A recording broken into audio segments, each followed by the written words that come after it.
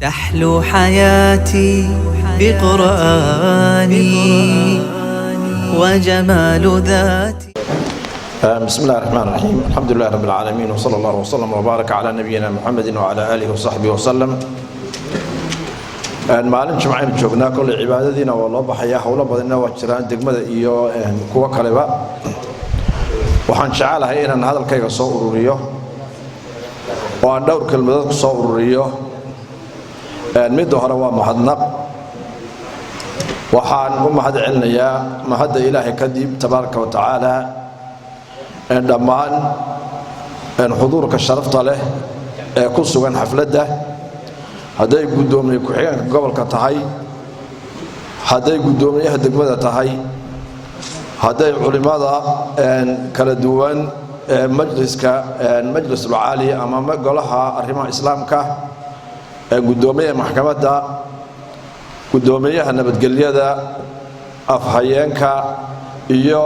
madaxda kale xafiisyada, waalidka, macallimiinta, bahda saxaafadda iyo dhammaan inta kale carabkaygu ka booday intaba waxaan uga mahad celinayaa sida fiican ee waji furaanta leh ee soo dhoweynta leh ee ay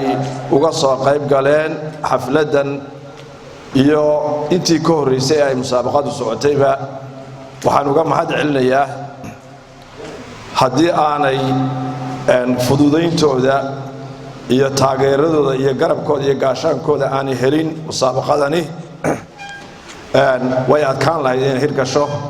marka waa ku mahadsantihiin dhammaantiin, allah idin barakeeyo. waxaa aad ii soo jiitay gudoomiyaha degmada mustafa xirsi ee ballanqaad fiican oo aan sugaynay buu isana halkan ka dhawaajiyey. allah idin barakeeyo. waa noo guddoon insha allahu tacaala ballanqaadkaasi heer degmo iyo heer gobolbana waxaanu ka codsanaynaa inay musaabaqadaasi si heerka aanu doonayno ama aynu doonayno ay u gaadho insha allahu tacaala, inay iyaguna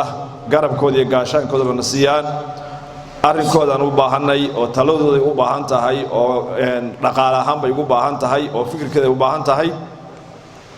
intaa marka laga yimaado kelmadda labaad ee mahadnaqa ah, waxaan iyadana u naqayaa oo siinayaa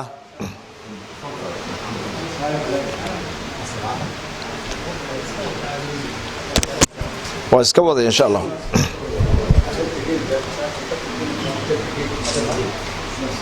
musaabaqadan ama tartanka qur-aanka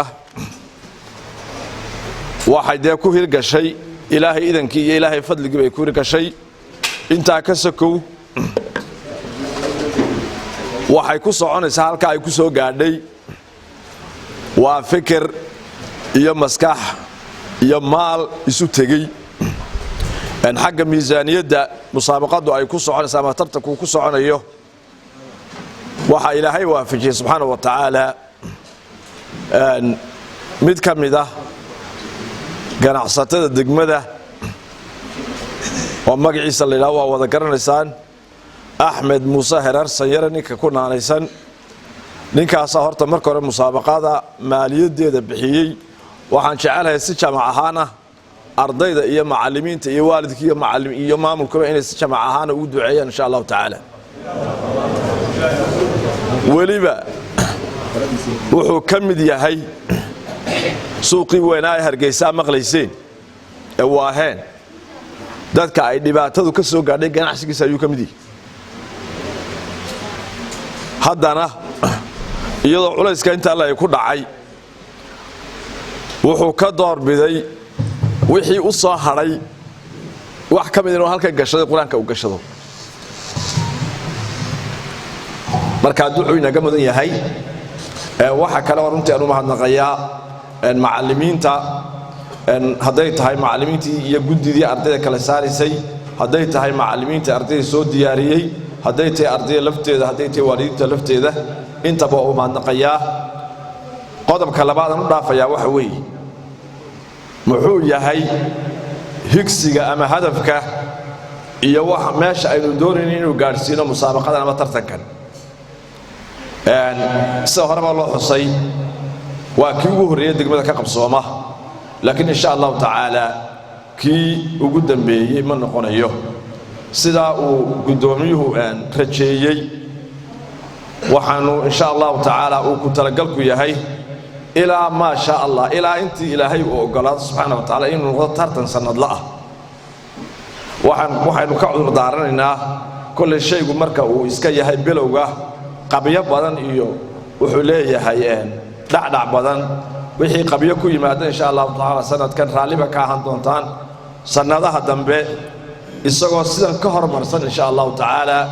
oo ka miisaaniyad badan oo dhammaanba degmada qabaliyada hoos yimaada ay ka soo qayb galaan ama intii uu yaraan malcaamada lihi ay ka soo qayb galaan ayaan rajeynaa insha Allah taala kelmadda xigta waxaan bulshada guud ahaan iyo waalidiintaba waxaan kula dardaarmayaa khayr ka bilaabay insha Allah taala taabagelintiisa haddii aynaan isu kaashanin waxa laga yaabaa inaanu midhaha aynu doonayno keenin waxaan idinka codsanayaa waalidka ardayda macallimiinta maamulka insha Allah taala inaynu isgarab taagno tartanka oo uu noqdo siduu u sii korayo tartan insha Allah taala gobolka laftiisa gaadha waxaan kaga baxayaa kani wuxuu ahaa iska bismilayn laakiin tartankii rasmiga ahaa wuxuu bilaabmayaa sanadka soo socda insha Allah taala farintaas waxay ku socotaa macallimiinta waxay ku socotaa ardayda waa arkayseeno de 5 jis baa ugu badnaa 2 jis 1 jis ma jirto caalamka inta kale aanu ka warhayo ama de tartamadii aanu soo qaban jirnay ma jiro 1 jis oo lagu tartamaa 2 jis oo lagu tartamaana ma jiro 5 jis baa naadira waxaynu sanadkan 1 jis iyo 2 jis uga bilownay inay dhiirigelin noqoto insha Allah taala laakiin sanadka dambe ardayga maanta 5 jis ku tartamay waxa laga rabaa uu yaraan inuu 20 ku tartamo insha Allah taala kamaanta 1 jis ama 2 jis ku tartamayna 10 iyo 15 inuu ku tartamo ayaa laga rabaa tartankina waa bilowday laakiin tartanka rasmiga ah waxa weeye ka sanadka soo socday sanadaha ka dambeeya arday waliba wuxuu la yimaado iyo qabalo waliba waxay la yimaadaan iyo macallin waliba wuxuu la yimaado haddii Ilaahay waxaanu ka baryaynaa subhanahu wa ta'ala inuu nabad qab iyo iimaan iyo amni iyo barwaaqo inuu gaarsiiyo sanadka dambeeya sanado badan oo kale ka dambeeyaba waxaan kaga baxayaa insha Allah taala runtii ardayda meesha aanu ku aragnay annaga laftayadu wax aanan filayn baa naga soo baxay intii ugu dambeysay baryahan de tartamada quraanka iyo ayaanu ku dhex jiray ardayda meesha timi waxaan oran karaa madaarisi waaweynada gobolada haday burcad iyo haday Hargeysa tahayba qaar badan baan joogin baan isleeyahay ardaydan halkan ku aragnay waa fadl Ilaahay tabaaraka wa taala waa dadaalka macallimiinta waa dadaalka waalidka waa iskaashiga